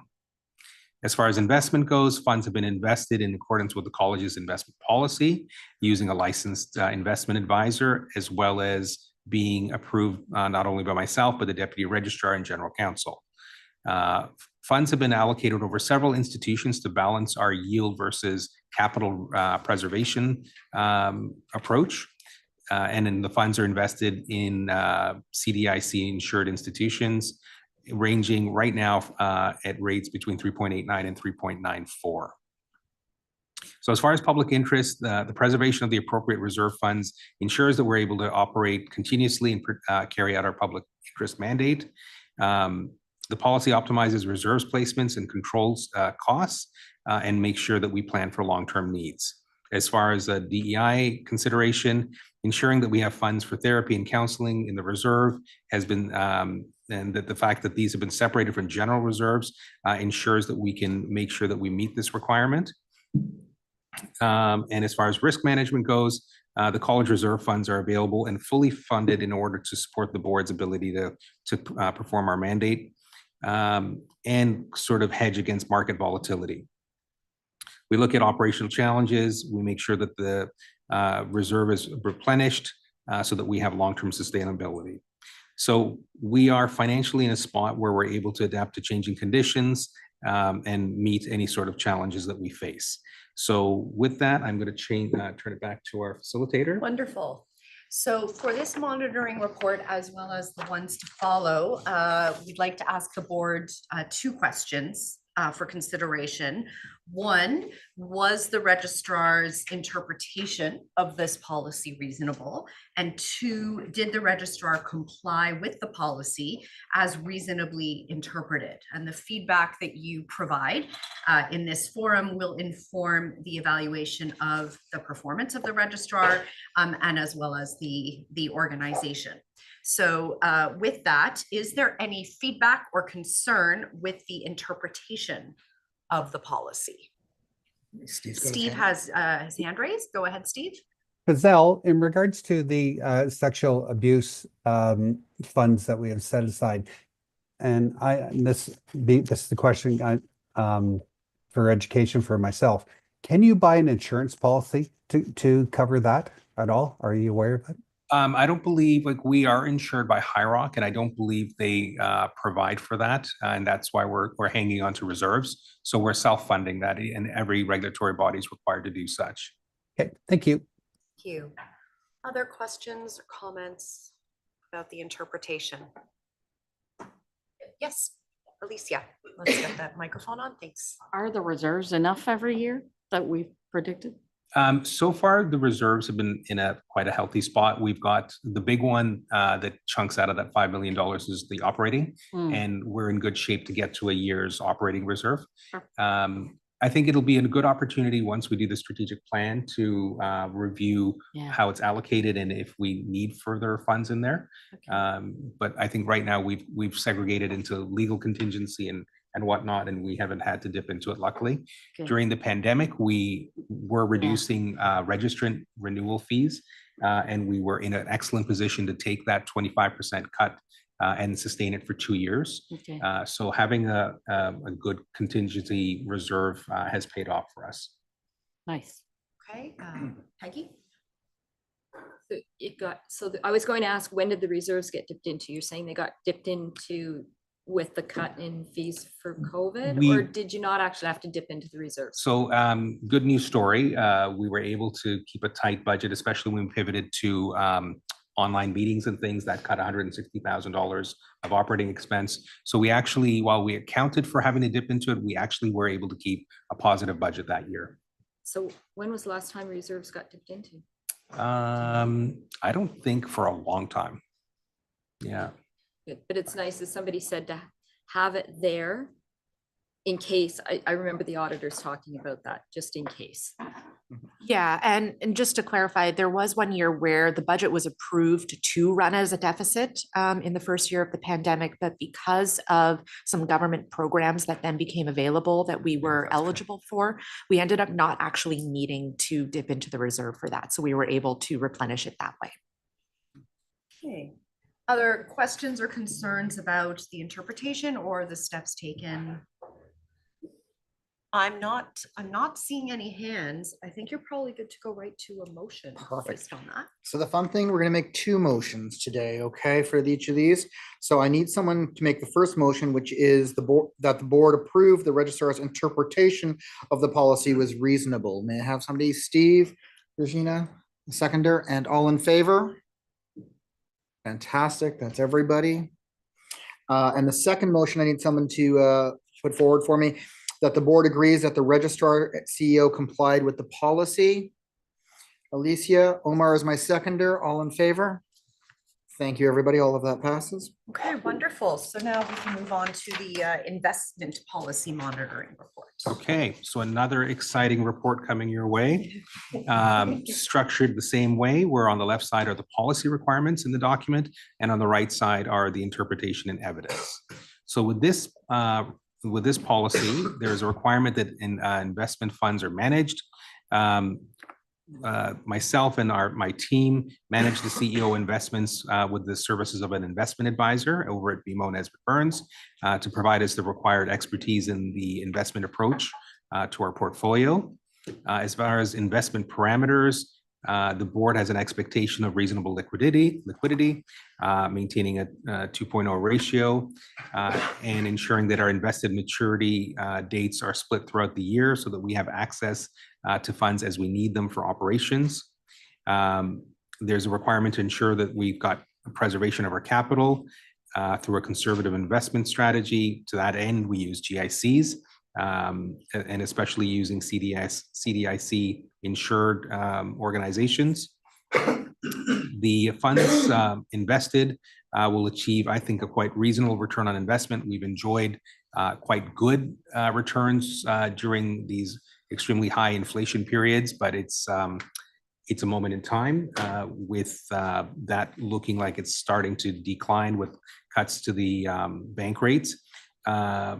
Right now, we've got rates between 3.89 and 3.94 being given to us on funds that we have proactively reinvested just before the day before the Bank of Canada announced its rate drop. But that was also at the behest of our fund manager. So they proactively reached out to us that it was a good time to lock in. These come due in June and October of next year. And it's spread over a diverse investment portfolio. As I said, and they're all within multiple GICs so that we've got CDIC insurance coverage. The other thing is we also use a high interest savings account so that if something is not in a GIC, it's still earning, I would say, an excellent interest rate. We're getting about 3% in that high interest savings rate account. So we've got a balance of having easy access to our funds and still a good rate of return. As far as evaluation of the results, we are regularly, between myself, the deputy registrar, and the finance officer, monitoring investments to ensure compliance not only with the policy, but that we are getting a solid rate of return and that we have access to our funds. The external advisor has been very useful in monitoring our portfolio and is being proactive in reaching out to us when maturity dates are coming up. As far as reporting, we provide audited financial statements in June every year that speak to these investments. Sorry, were you question? No, sorry, Derek. Okay. As far as public interest goes, compliance with the investment policy will serve the college's public interest mandate by ensuring that investment is efficient, transparent, and sustainable, and that we have the funds necessary to achieve all of our mandates. The high interest savings account gives us access to cash right away. At the same time, the GICs are only 6 months and 1 year, so they're not locked in an extremely long term. So we're never far from our cash if we need it. So hopefully, risk management considerations, as I said, our big thing is minimizing any risk to our principal and having a conservative and secure investment approach to our funds that we are putting in reserves. So with that, I can turn it back to Wonderful. Karen. So I'll open it to any questions about the interpretation or the execution of the policy. I'm seeing no hands, so I'm going to assume everyone was very pleased with that. And I think we can move to your motions. Perfect. So we're going to have a couple of motions again. I need somebody to make the motion that the board approve the registrar's interpretation of the policy was reasonable. Kevin, I'll take you as my firster. Paul, I'll take you as my seconder. All in favor? And that passes. And now I need someone to make the second motion that the board agrees that the registrar CEO complied with the policy. Tanya, I'll take you as first. Steve, I'll take you as second. All in favor? And that passes as well. All right. All right, wonderful. So Fazal, would you like to introduce your quality assurance department? Yes, so we do a professional, basically a team spotlight every quarter to the board, showcasing each department that operates in the college. Often you'll interact with them if you're a committee member, but if you're not on that particular committee, you may not ever meet them. So what we hope to do with the department features spotlights is talk about what happens in that committee, what type of activity happens. It might spark interest at the board table to maybe look for an appointment on that committee in the following year, if you better understand the type of work that's being done, and it kind of puts a face to the name. So we are showcasing our professional practice and quality assurance department, which Peggy is our director of, and we will get, and Julie, you're here too, so that's perfect. So we've got Peggy and Julie. They are actually very well known amongst our registrant base. And I'm going to just turn the podium on at the over there. But yeah, they're very well known by our registrant base. They're at all our seminars and often very active in our webinars. We're just going to turn the camera over to you in just a second. Great. But yeah, they spend a lot of time on the telephones with our registrants, especially at this time of the year. Where's the remote control? Here it Did is you under keep all my the toys? papers. Thank you. See, I knew where it was. You just want to call me out. Fair enough. We just changed the slides.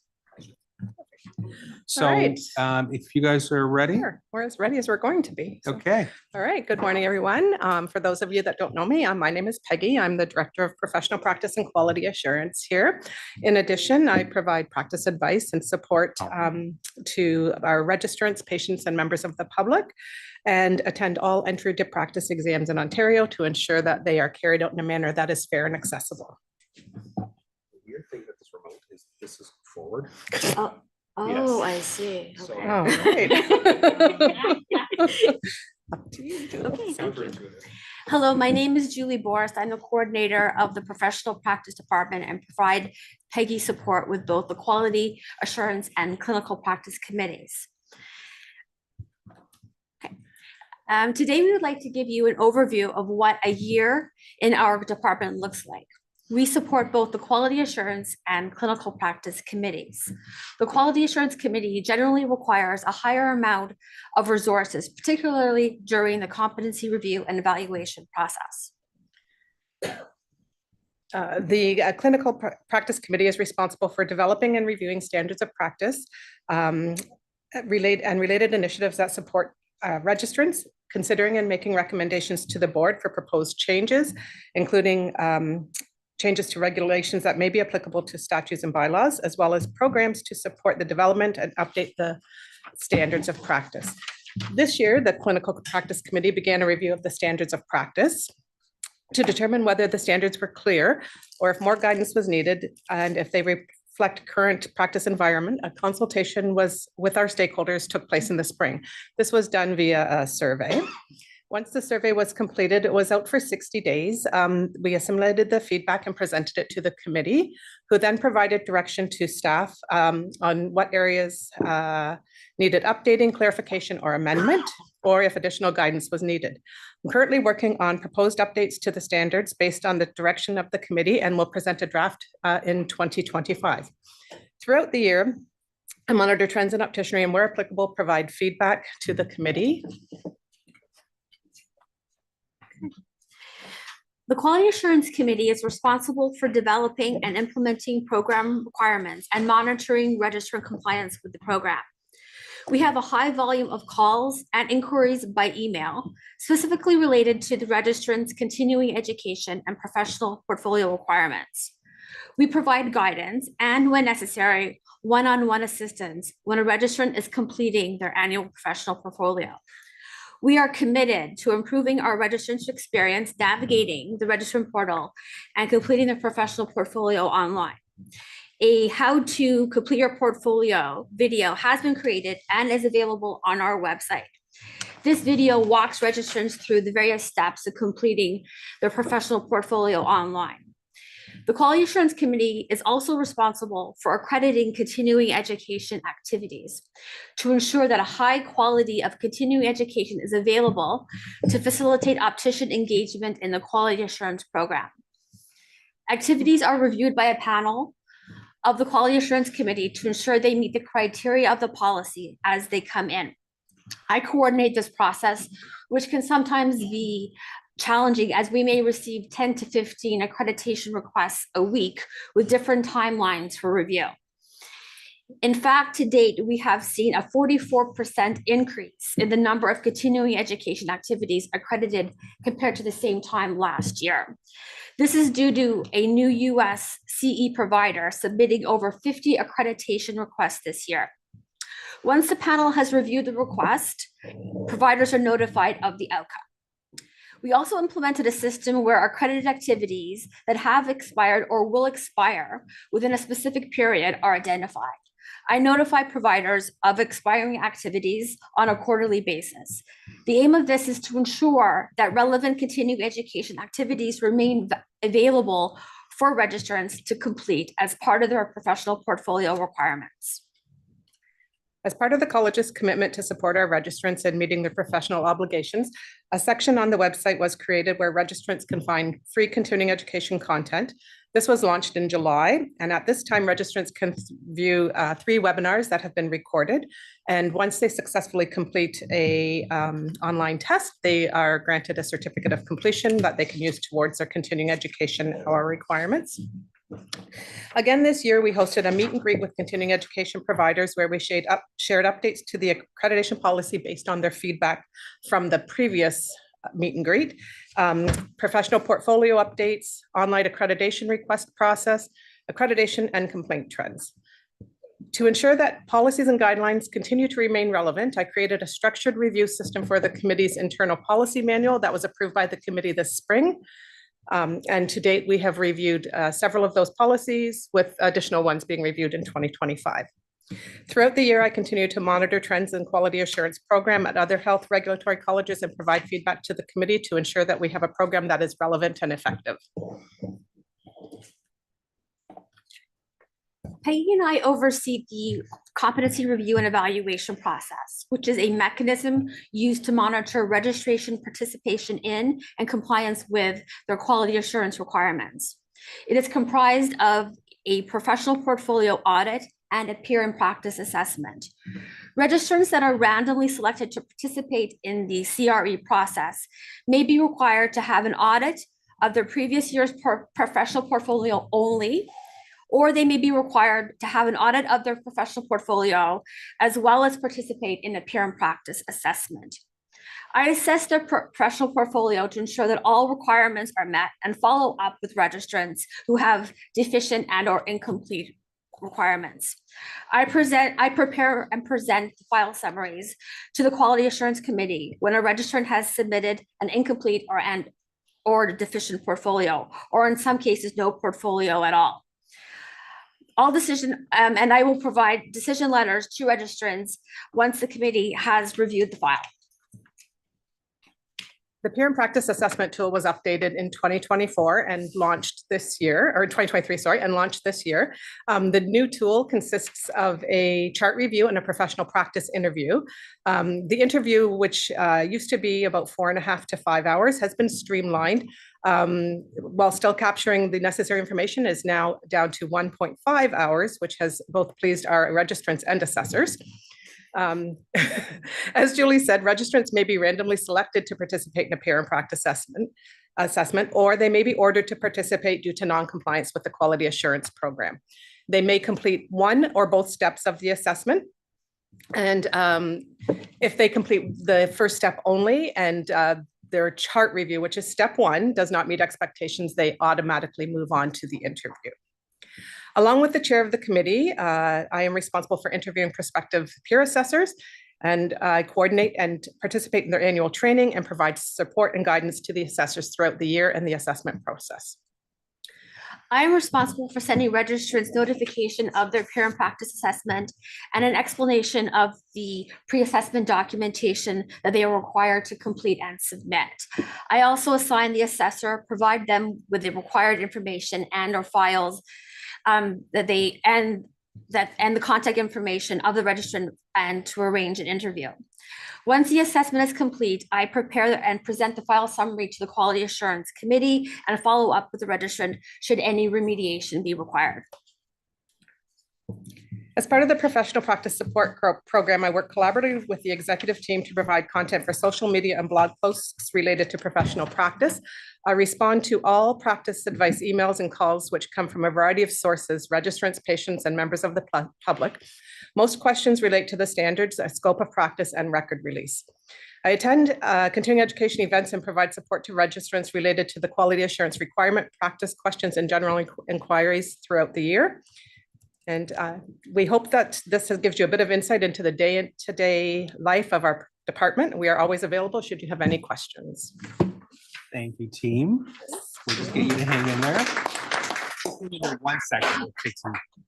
So we'll drop the screen share and get our folks back on Zoom, back on screen, and just check if we have any questions from the table or virtually. Yeah, so let's open it up to questions.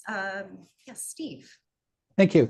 I just wanted to thank the Quality Assurance Committee through staff for the work on a recent ICRC panel meeting. We had some referrals, and the seamless transfer of information between one department to another department. You were able to, through your vice chair and chair as well, I want to thank them. The level of information that you supplied to us made our decisions seamless. And every question that was brought up, you supplied us with all the answers without us having to go back to staff in our own particular committee to say, what about this? What about that? You did we know the tremendous work awful lot of work is done behind the scenes. And as far as our panel one, we just want to thank you so much for the great work that you do. Thank you, Steve. Thank you, Steve. Kevin.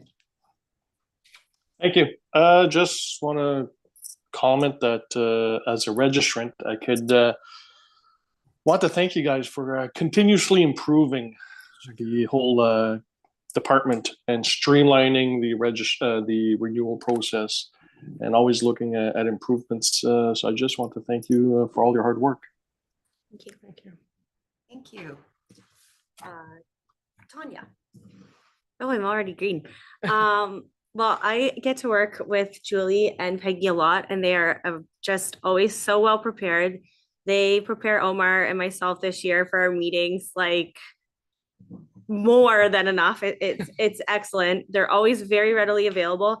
And also we need to put their presentation not at the end of the year at this board meeting because this is like their busiest season. So it was probably stressful for them to also have to do get a presentation ready. But I thank you, and you're always a pleasure to work with. Thank you, Tanya. Derek. Oh, Omar, go ahead. Omar. Sorry, I'm just going to get Why the are you mic. looking for two individuals who can articulate? Go ahead. Sorry, go ahead. Am I okay? Yes, Yeah. you're good. Okay. These two individuals here who did the presentation, very fantastic. They give us a lot of content. They would walk us through the process, and they're very detailed. They're very detailed in everything they say and do, and that is so helpful to us, to me in particular, to have a better understanding of the process, and especially in this department. So kudos to both of you, and continue the good work. Thank you, Omar. Right. So I was going to say all kinds of nice things about you guys, but I really don't want your heads swelling any more than they are. So all I'll say is that being that geeky optician that's already done his renewal process, it was smooth. It was easy, other than the 85-page self-reflection portion, but that's not your fault. So excellent job on that. And I do adore the work you guys do. You've made it so much easier than it used to be for us to actually continue our processes. The registration renewal is all the registration department. We're just the portfolio end of it, but I appreciate that it is a much smoother process this time around. All right. Thank you so much. Wonderful to hear from Thank you. you, team.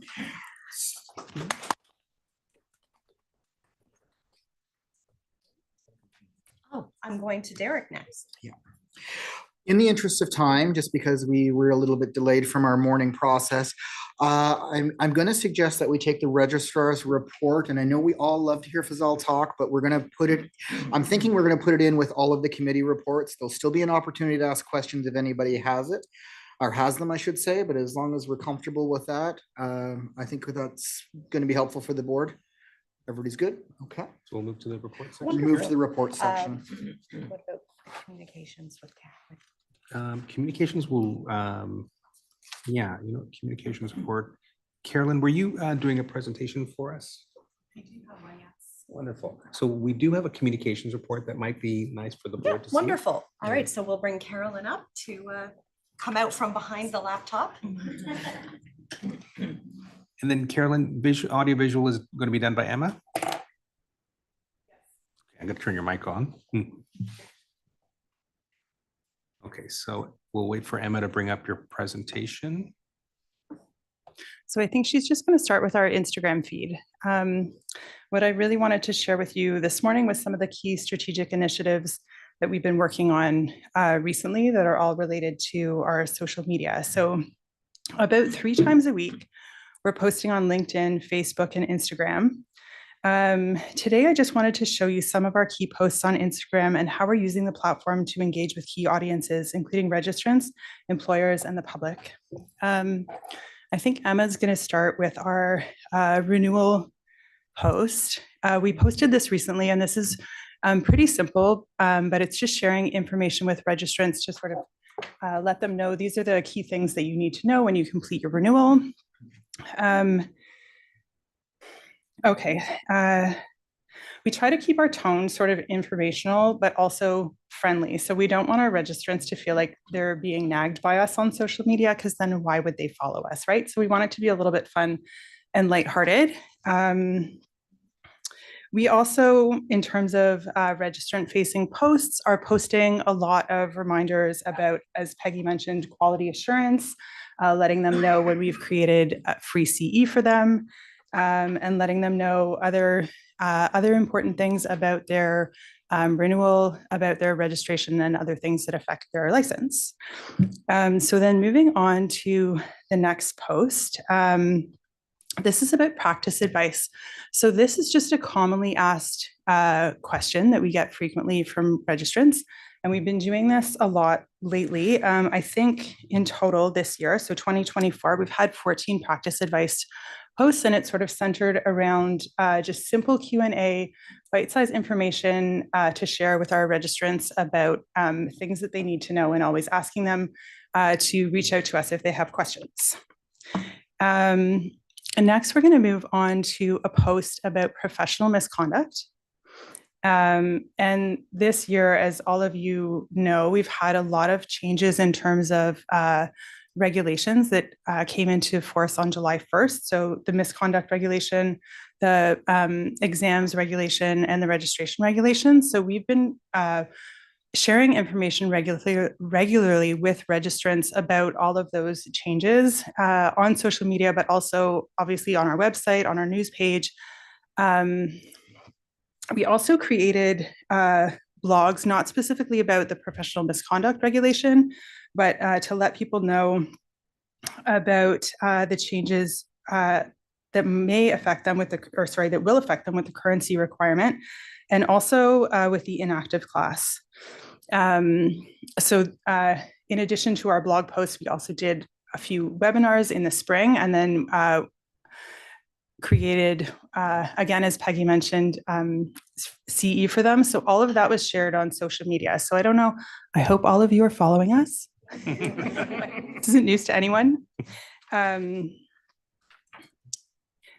Okay, so then moving on to our next post, which is about another key audience, which is our employers,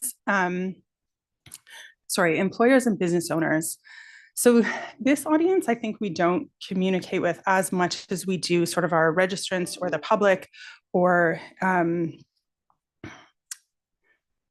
but it's definitely not forgotten about. So we're definitely focused on sharing information with them about what they need to know. Where can they find resources on our website? What should they do if they have a question?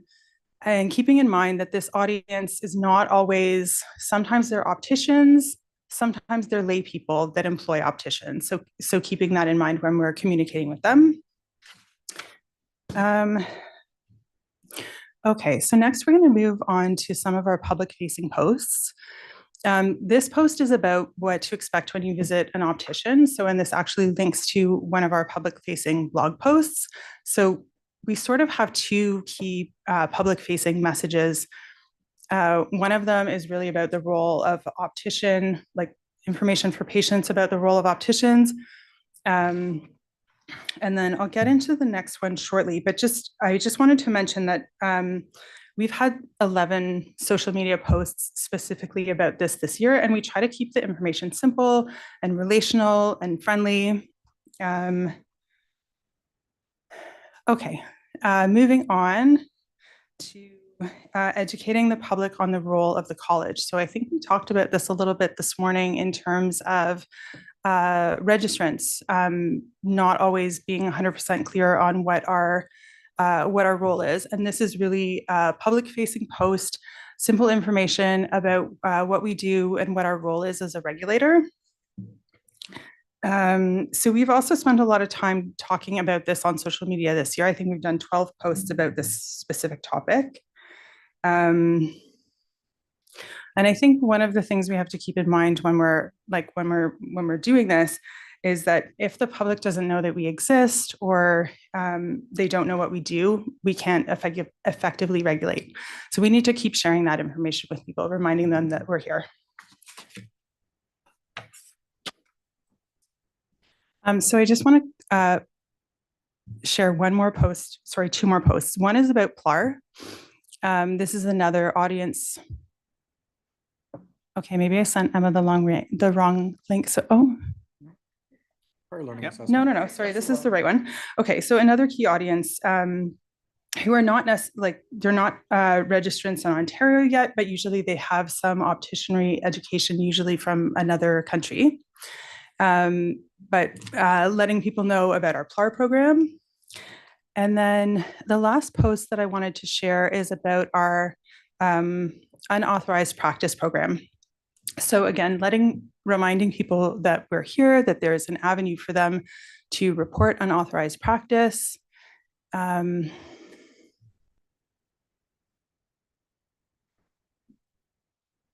I think we've done about 4 social media posts on this topic in the last year. So that's it for me, unless anyone has any questions. I kind of love that you guys put the phonetic for unauthorized practice underneath it there. It just made me giggle.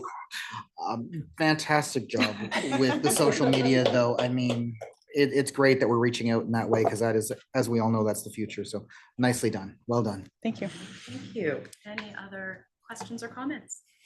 Yes, Tanya. I can really see how they're like using this strategic plan and what we've like asked as a board, and you're implementing it in with the social media. And I really appreciate the way that you've done that. Thank you. Thanks for making that connection, Tanya. Because it's exactly driven by the Right? board. Oh, okay. Now I'm nervous if I made the connection right. Yeah, no, you nailed that. Often that's missed, and it's just like we're not doing this randomly. It's at your behest. It seemed there was strategy in the posts. Yes. Okay, thank you so much, Carolyn. Right, we're going to move now to the rest of the reports. Derek will introduce this segment. All right, so I hope everyone had an opportunity to look at the dashboards and the committee reports. These reports are typically reviewed and approved as a consent agenda items. That means we do not typically go through the reports one by one. We do, however, hope that you have all had a chance to review the reports, and we will be inviting any questions or comments that you might have.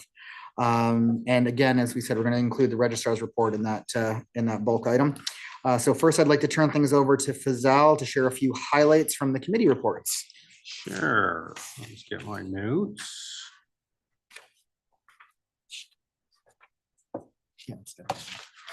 Okay. That was definitely. So just a few things to point out that are contained within those committee meeting reports. You'll read about the registration committee recently committing a review of the life member policy. The Quality Assurance Committee has made updates to the selection criteria for their competency evaluation poll and what mechanisms they're going to be using to monitor participation in the QA program. In the registrar's report, I had made mention of sort of recent changes to immigration policies that are possibly going to have impact on student enrollment. So if anyone has any questions on any of the reports, I believe the chairs are ready to speak to their reports. Perfect. So are there any questions, anybody? I'm not seeing any hands. All right, chairs, you get off easy this time. All right, so I think you can move to. Make a motion? To motion, and just remember to include the registrar's report in your list. Yes, ma'am. Okay. So I'd like somebody to make a motion to approve the registrar's report, NACAR report, committee reports, and communications reports as presented, please. May I have somebody make that motion? Regina, thank you. Omar will second it for me. All in favor? And that all passes. Thank you, everybody. Wonderful. That concludes the meeting for today. Derek, you have some closing remarks. So I'd like to take an opportunity to thank our outgoing board and appointed members. Paul Wilk, our government appointee, he's not with us today because his term ended Sunday. So we missed that one. Angela Brown, appointed member, and Janice Millette, appointed member. We want to thank them as a group for all of their contributions and all of the work they've done with us. They were a pleasure to work with and have with us. So just want to send that thank you out. And other than that, we're going to make a motion to adjourn this meeting. So can I have somebody make that motion? Nobody wants to. Alicia? Regina, thank you. Really, you guys should not really clamoring to make that motion. We're done. All in favor, everybody. And the meeting is adjourned. If I